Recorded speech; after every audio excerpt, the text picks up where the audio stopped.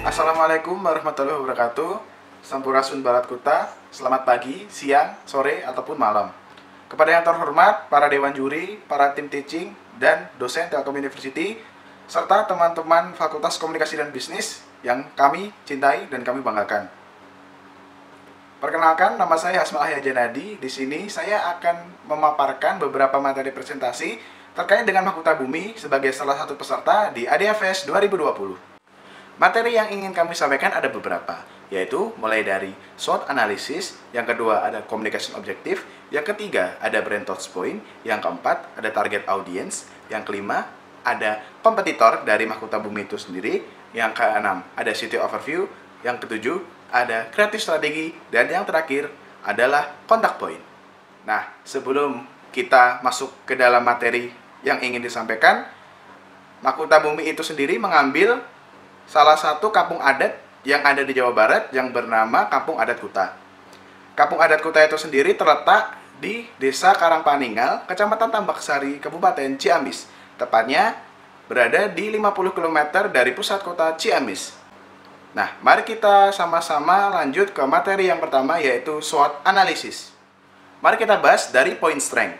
Strength yang dimiliki oleh Kampung Adat Kuta yaitu adalah yang pertama, Kampung Adat Kuta dianugerahi penghargaan Kalpataru pada tahun 2002 sebagai salah satu kampung yang berperan dalam penyelamatan lingkungan.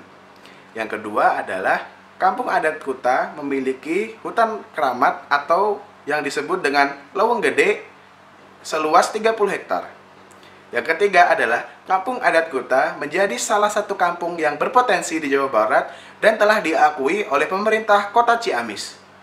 Dan yang keempat adalah Leweng Gede atau hutan keramat yang sangat terjaga keasriannya. Dan yang terakhir adalah hasil olahan seperti aren dan kopi. Dan poin selanjutnya adalah weakness. Weakness dari Kampung Adat Kuta ada dua, yaitu yang pertama, akses menuju Kampung Adat Kuta itu relatif sulit dan jauh karena harus melewati beberapa jalan berbatu, berkelok-kelok, dan curam. Yang kedua adalah konsep dari hasil olahan aren dan kopi tadi masih bersifat home industry, sehingga kurang menguntungkan bagi para penduduk di Kampung Adat Kuta. Dan yang ketiga adalah opportunities dari Kampung Adat Kuta. Pemerintah telah mendukung program OVOP atau One Village One Product, One Village One Company yang ada di Kampung Adat Kuta. Yang kedua adalah Kampung Adat Kuta telah bekerjasama dengan universitas lokal di Ciamis untuk mempublikasikan kegiatan mereka di media sosial. Dan yang selanjutnya adalah threat. Threat dari Kampung Adat Kuta itu sendiri ada beberapa, yaitu yang pertama, kampung adat lain di Jawa Barat dengan potensi sumber daya alam yang hampir sama dengan Kampung Adat Kuta. Yang kedua adalah Kampung Adat Kuta belum menjadi top of mind daerah wisata di Jawa Barat. Selanjutnya, kami akan membahas old positioning yang dimiliki oleh Kampung Adat Kuta. Kampung Adat Kuta sendiri memiliki old positioning sebagai Kampung 1001 Pamali. Hal ini disebabkan karena banyak orang yang mengetahui bahwa Kampung Adat Kuta memiliki berbagai macam peraturan dan pantangan-pantangan yang harus dipatuhi sebelum menginjakkan kaki di sana. Setelah kami membahas old positioning yang Kampung Adat Kuta miliki, selanjutnya kami akan menyampaikan unique selling point dari Kampung Adat Kuta yang telah kami temukan. Unique selling point dari Kampung Adat Kuta adalah Leweng Gede. Menurut kami, Leweng Gede yang ada di Kampung Kuta itu sangatlah unik karena terdapat berbagai macam aturan dan pantangan yang harus dipatuhi sebelum kami masuk ke sana. Nah, setelah kami membahas old positioning dan menerapkan unique selling point, pada akhirnya kami menerapkan new positioning yang akan kami terapkan di Kampung Kuta. New positioning dari Kampung Adat Kuta adalah Kampung Penyelamat Hutan. Hal ini dimaksudkan bahwa Kampung Adat Kuta menjadi salah satu kampung yang berpartisipasi dalam penjagaan lingkungan melalui penghargaan Kalpataru yang mereka dapatkan, dan juga situs-situs seperti Leweng Gede yang mendasari kami untuk mengambil Kampung Penyelamat Hutan sebagai new positioning dari Kampung Adat Kuta. Setelah membahas old positioning, unique selling point, dan new positioning dari Kampung Adat Kuta, selanjutnya kami akan membahas brand touchpoint yang akan kami terapkan untuk acara Urban Village tahun 2020. Untuk brand Touchpoint, Mahkota Bumi memiliki 4 macam brand Touchpoint, yang intinya yaitu menjanjikan cerita, melakukan pameran, serta membuat campaign untuk mengajak masyarakat. Pembahasan yang selanjutnya adalah mengenai target audience. Target audience dari Kampung Adat Kuta sendiri kami bagi menjadi 3 bagian. Yang pertama, geografis, yang kedua, demografis, yang ketiga, behavioral. Untuk target audiens atau target market dari Mahkota Bumi, yang pertama geografisnya Jawa Barat dan Jawa Tengah, demografisnya perempuan dan laki-laki generasi Z, usia 17-25, dan yang terakhir behaviornya untuk traveling atau pencinta alam dan akademisi. Pembahasan selanjutnya adalah tentang communication objective. Communication objective sendiri dibagi menjadi 2, yaitu what to say dan how to say. What to say dari Kampung Adat Kuta adalah kearifan lokal dalam melestarikan hutan. How to say dari Kampung Adat Kuta kami bagi menjadi 2 bagian.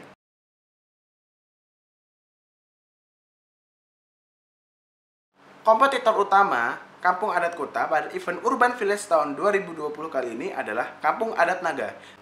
Kami mengambil kompetitor Kampung Adat Naga karena kami melihatnya dari sektor hutan. Selain itu, Kampung Adat Naga juga terkenal dengan kampung yang serba tradisional, jauh dari kemewahan, sangat menjaga lingkungan, dan memiliki SDA yang mirip dengan Kampung Adat Kuta. Nah, pembahasan yang selanjutnya adalah mengenai filosofi logo.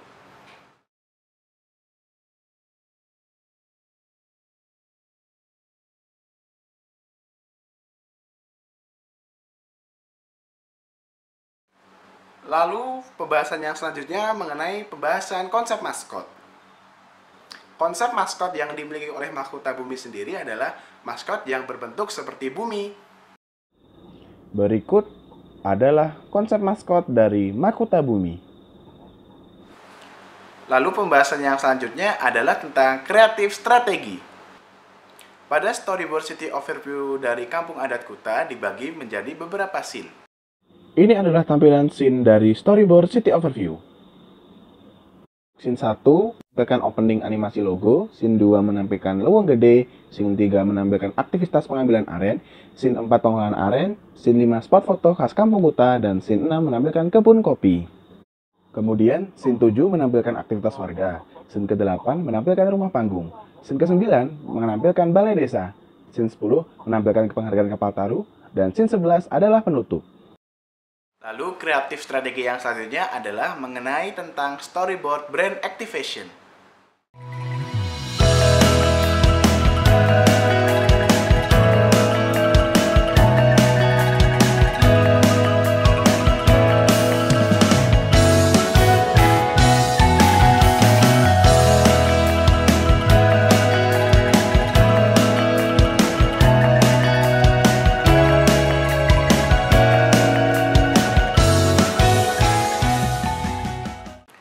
Lalu untuk kreatif strategi yang terakhir ada jingle. Jingle dari Mahkota Bumi bisa kalian akses di Instagram @mahkotabumi. Lalu selanjutnya ada multisensory effect brand activation. Multisensory effect brand activation dibagi menjadi 5 bagian. Yang pertama ada taste, yang kedua ada smell, yang ketiga ada touch, yang keempat ada sight, yang kelima ada sound. Dan yang terakhir adalah pembahasan kontak poin dari Mahkota Bumi. Jangan lupa mampir ke kontak poin Mahkota Bumi, karena akan ada acara-acara seru dan event-event menarik untuk diikuti. Dan sebelum kami menutup presentasi pembahasan IdeaFest 2020 kali ini, kami ingin mengajak seluruh audiens, tim teaching, tim dosen, dan juga tim dewan juri untuk melakukan tagline Mahkota Bumi secara bersama-sama. Kataku, kita Kuta. Terima kasih, sekian. Wassalamualaikum warahmatullahi wabarakatuh.